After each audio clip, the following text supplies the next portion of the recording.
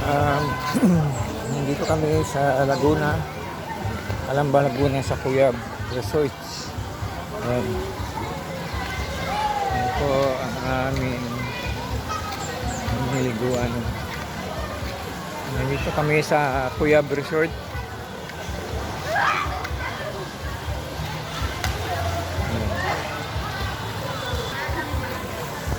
Ayan po, dito kami sa Calamba, Laguna sa kasalukuyan naliligo.